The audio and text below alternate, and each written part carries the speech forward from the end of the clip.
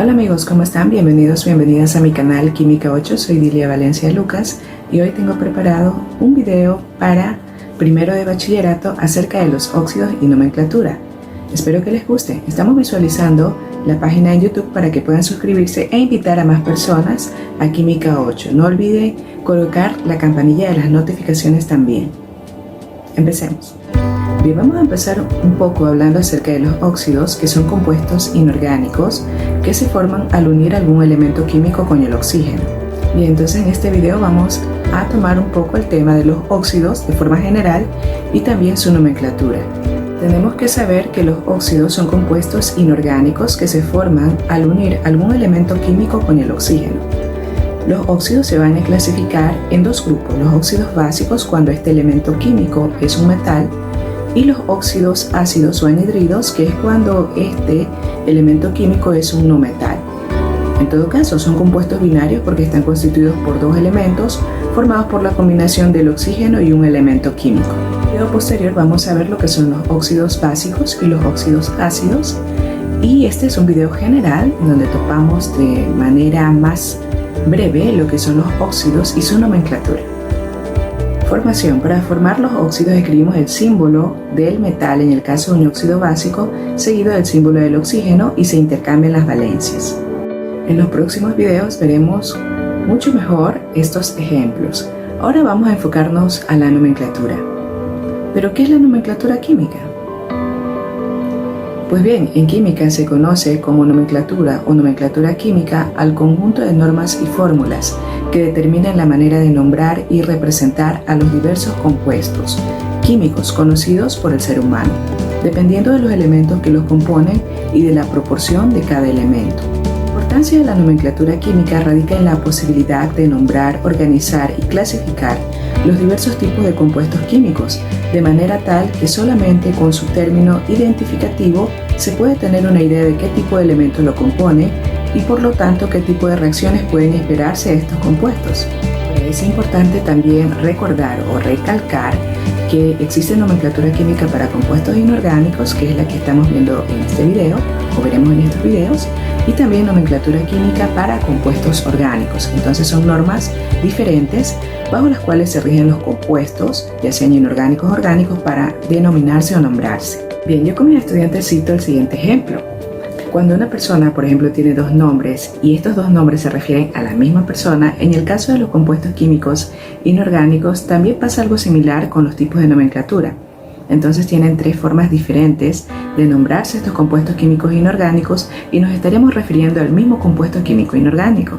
Entonces los compuestos químicos inorgánicos se pueden llamar o nombrar bajo tres tipos de nomenclatura: la nomenclatura tradicional o común, la nomenclatura stock y la nomenclatura UPAC o sistemática, UPAC por las siglas de Unión Internacional de Química Pura y Aplicada, que son las siglas en inglés. Bien, vamos a analizar la nomenclatura tradicional o común de los óxidos. El nombre genérico es óxido y el específico el nombre del metal cuando tiene una sola valencia. También le podemos agregar la terminación -ico. Un ejemplo puede ser el óxido de aluminio, también le podríamos decir óxido alumínico, porque tiene una sola valencia y utilizaríamos la terminación -ico. Cuando tiene dos valencias colocamos el nombre genérico óxido y el nombre específico va a ser el metal, procedido de la terminación -oso cuando nos referimos a la menor valencia e -ico cuando estamos frente a la mayor valencia. Ejemplos: el óxido ferroso, FeO, en donde el hierro va a actuar con la menor valencia, que es 2, y el óxido férrico, Fe2O3, en donde el hierro va a actuar con su mayor valencia, que es 3. Vamos ahora con la nomenclatura stock. En la nomenclatura stock vamos a colocar el nombre genérico óxido, que es la palabra genérica, y luego el nombre del metal.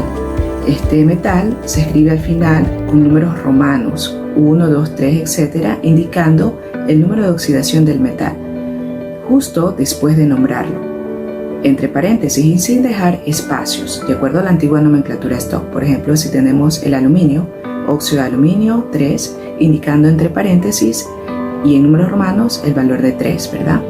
Como lo vemos en el cuadro. Bien, luego tenemos la nomenclatura sistemática o UPAC, en donde se nombra, además de la palabra genérica óxido, también se encuentra el prefijo numérico griego, ¿verdad? Mono, di, tri, etcétera, que indica la atomicidad de los elementos de cada molécula, anteponiendo prefijos multiplicadores, mono, di, tri, etcétera, a la palabra óxido, y o el nombre del metal para indicar el número de ellos que hay en la fórmula. Antigua nomenclatura sistemática. El prefijo mono suele ser superfluo y no se incluye salvo que permita distinguir un compuesto de otro. Ahora, si usted desea, puede utilizar el prefijo mono, no hay ningún inconveniente con ello. Ejemplo de nomenclatura en óxidos. Tenemos de valencia 1, 2, 3 y 4 ejemplos, llamados de acuerdo a los distintos tipos de nomenclatura. Por ejemplo, con valencia 1 tenemos el elemento cobre, ¿verdad? Fórmula Cu2O. Este compuesto, de acuerdo a la nomenclatura tradicional, se llama óxido cuproso porque interviene con su menor valencia 1, ¿verdad? Sufijo oso. Luego, de acuerdo a la nomenclatura Stock, se llama óxido de cobre 1, entre paréntesis, el número romano. Y de acuerdo a la nomenclatura IUPAC, monóxido de dicobre. ¿Por qué? Porque hay un átomo de oxígeno, monóxido, y de dicobre por 2 átomos de cobre que hay en la molécula, ¿no? Bien, el siguiente ejemplo tenemos un elemento de valencia 2. Se trata del hierro, que es un elemento de valencia variable, pero en el ejemplo actúa con su valencia 2. Su fórmula Fe2O2, que simplificado es FeO. Su nomenclatura tradicional o nombre tradicional es óxido ferroso, terminación oso, ¿verdad? Sufijo oso, porque interactúa con su menor valencia. Y luego, de acuerdo a la nomenclatura Stock, sería el óxido de hierro 2, entre paréntesis y con números romanos, y nomenclatura IUPAC, monóxido de monohierro, porque hay un solo átomo. Ahora vamos con un ejemplo de un elemento de valencia 3, el aluminio, fórmula Al2O3. El nombre, de acuerdo a la nomenclatura tradicional, es óxido de aluminio, tiene una sola valencia, entonces es la palabra genérica óxido, y el nombre del metal, óxido de aluminio. Nomenclatura Stock, óxido de aluminio 3 en número romano y entre paréntesis, y de acuerdo a la nomenclatura IUPAC, trióxido de dialuminio. ¿Por qué? Porque la molécula al final tiene 3 átomos de oxígeno, trióxido de dialuminio, 2 átomos de aluminio. Siguiente ejemplo, un elemento de valencia 4, en este caso un elemento de valencia variable, estaño, SN2O4. Simplificado, SNO2, está actuando con su valencia 4 el elemento. Óxido estánico, valencia mayor, terminación ico, sufijo ico, porque actúa con su mayor valencia, 4, de acuerdo a la nomenclatura tradicional. Luego la nomenclatura Stock, óxido de estaño 4, porque está actuando con su valencia 4 en números romanos y entre paréntesis esta valencia. Y de acuerdo a la nomenclatura IUPAC, dióxido de monoestaño. Vemos la molécula que queda al final simplificada, tenemos 2 átomos de oxígeno, dióxido de monoestaño, un solo átomo de estaño. Y bien, hasta ahí hemos concluido este cuadrito. Pueden repetirlo las veces que sean necesarias para su comprensión. No se olviden preguntas, comentarios y material para descargar en el casillero, ¿verdad? Está abajo. Entonces, en la descripción. No se olviden de suscribirse a Química 8. Bye bye.